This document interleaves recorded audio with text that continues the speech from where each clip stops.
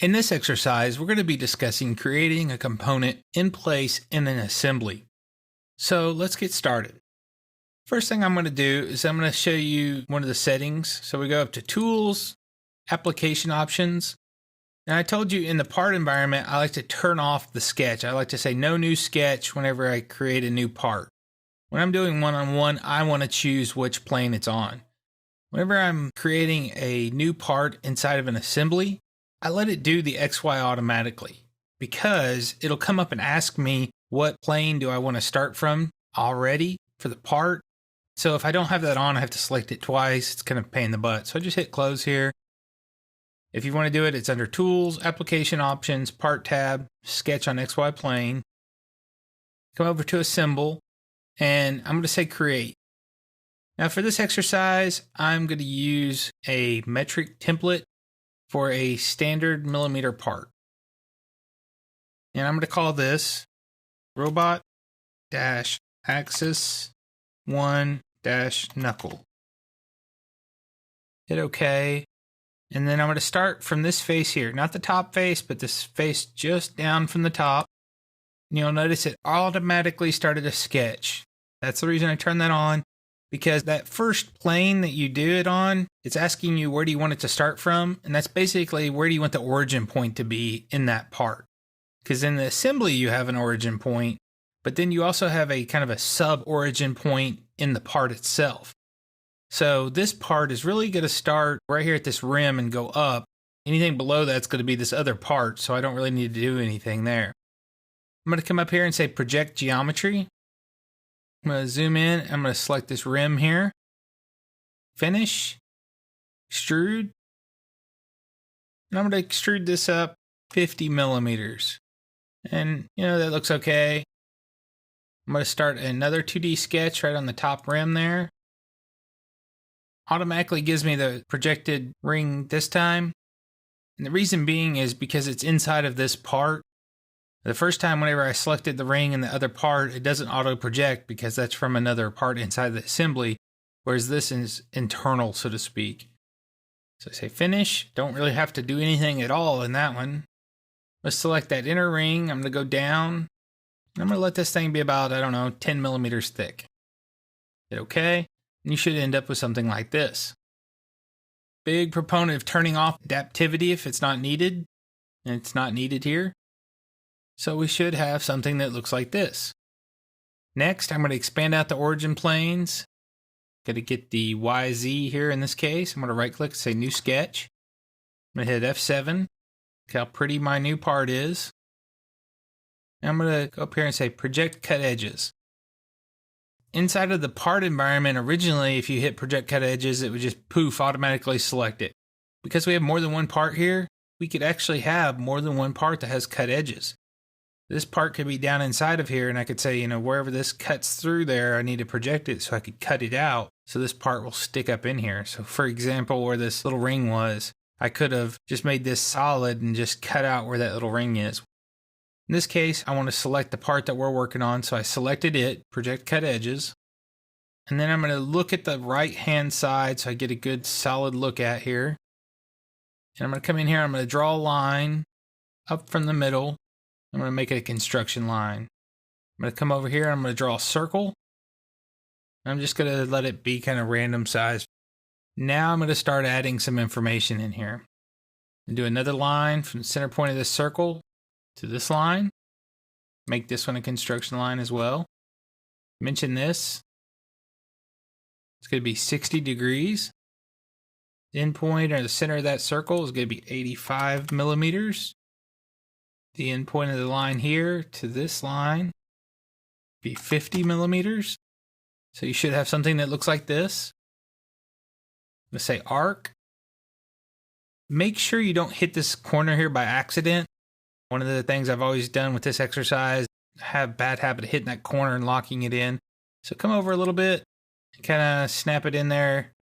Remember I said in parts, it's better to exaggerate it and bring it back than to accidentally grab a corner. So I didn't quite hit that, so I can come back, get it so the end snaps to that line automatically. I'm going to take and put a dimension on here, from this corner to this corner, say 5 millimeters. Come over here. I'm going to say this corner to this corner. Just click on that. Another thing I'm going to do is I'm going to say horizontal, like here to here, here to here. So this is all lined up horizontally. I'm going to give a dimension to this circle here, 130 millimeters. And then I'm going to come over here and I'm going to trim out what's left of it. I'm going to make sure that this is tangent to this. That's tangent to that. Trim that down a little bit more there.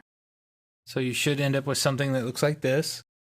We got this horizontally aligned with this line here. These are 5 millimeters each way.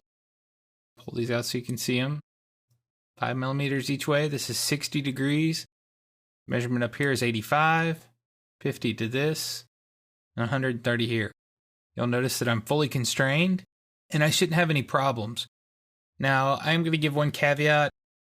I used a projected line here, and most of the time I don't have any problems with this.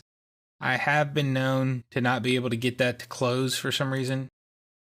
So I say finish, extrude this out. I'm going to go both directions, so it's centered on my plane at 40 millimeters.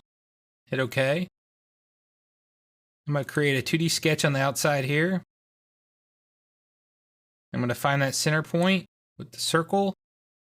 I'm just going to snap a circle on there. Say finish. Extrude this out. Another 40 is fine. Then what I'm going to do is I'm going to use the mirror command. Remember we talked about patterning components, patterning features. And you'll notice that it looks like I only got the outside circle here, but that's actually showing me that I got the whole feature. And I'm going to select the YZ plane for my mirror plane. I hit OK. And I should end up with something like this. Return. I'm going to show you a real quick trick before we get out of here. So now we've created this knuckle here. So I'm going to create robot.axis1-skeleton. This is a metric part, so I'm going to do it in metric. Okay. And in this case, I'm going to go ahead and pick on that center plane again. This time I'm going to say project cut edges. So it should look something like this. I'm going to do a 150 millimeter circle here. And then what I'm going to do is I'm going to turn all of this into construction geometry. It should look something like that. Come up here, do a 125 millimeter circle. Tangent line, tangent line. Don't worry about it if you don't quite get it.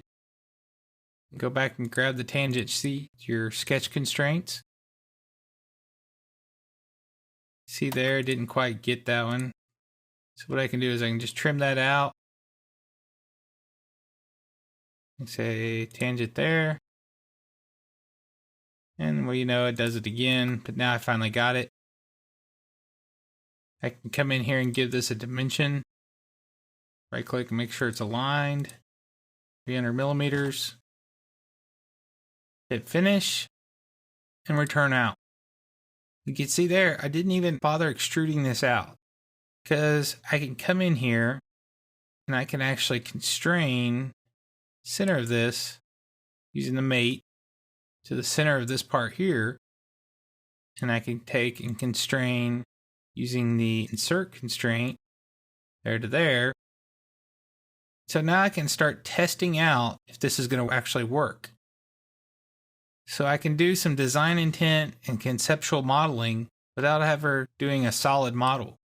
So you can see there I created a part inside of an assembly that was a solid, which was our knuckle. Then I did a skeleton model to just do proof of concept. Is this going to be long enough to reach the conveyor and the pallet? This is a palletizing robot. That's very important that it can reach over and pick it up, swing around and get the other. The other thing I could check, do I need 4 links or 5 links? Depending on how much motion do I need to get around something else. You know, this is actually going to have to go around this other machine. So do I have enough articulation to get around, get back down, pick it up, go back, go the other way, and set it back down?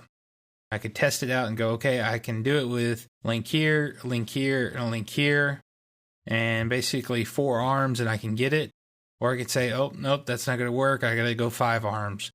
so I can do some real proof of concept and get some design intent in there, draw it in, and then go back and edit it and create 3D parts after the fact. So play with this, see if you can come up with a skeleton model in our first knuckle here. If you need to come back in here and edit a part, as always, we want to start doing something with this, we can just double click on it. And we can go out in both directions. We can actually start creating a 3D part. So now you can see how it's going to work in the real world with our 3D part. And so it's that simple to create a component in place.